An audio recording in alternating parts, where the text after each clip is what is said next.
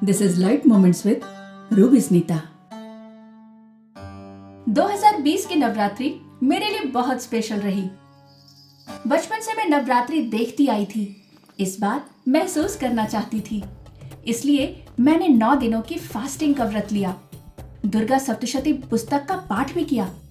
पुस्तक में माँ दुर्गा का जो वर्णन है और जिस रूप में हम माँ की पूजा करते हैं, उससे तो यही समझ में आता है कि माँ बहुत शक्तिशाली हैं, योद्धा हैं, वरना इतने भयानक असुरों का वध कर डालना कोई आसान काम नहीं था। और कहीं न कहीं इनके इन्हीं गुणों की वजह से पुरुष भी इनकी पूजा करते हैं।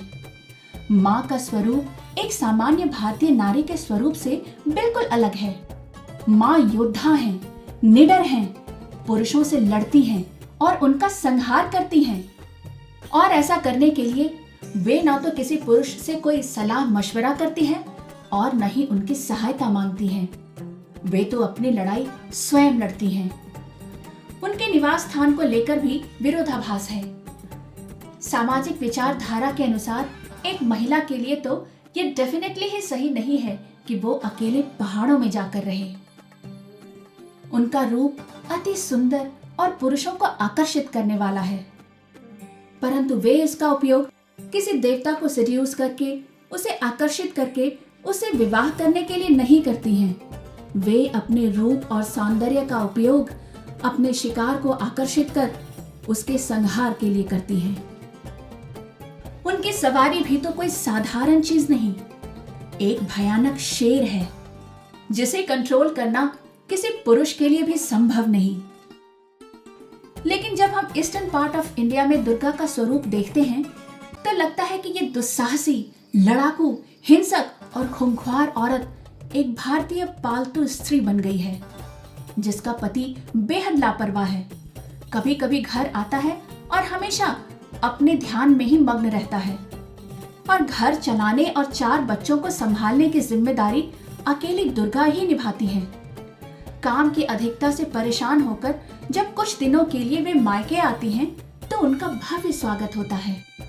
वे मजे से रिलैक्स होकर खाती हैं, पीती हैं, मौज करती हैं और फिर विजयादशमी के दिन अपने 4 बच्चों के साथ वापस ससुराल चली जाती हैं। और ये विशुद्ध रूप है इंडियन एंशिएंट वुमेन का।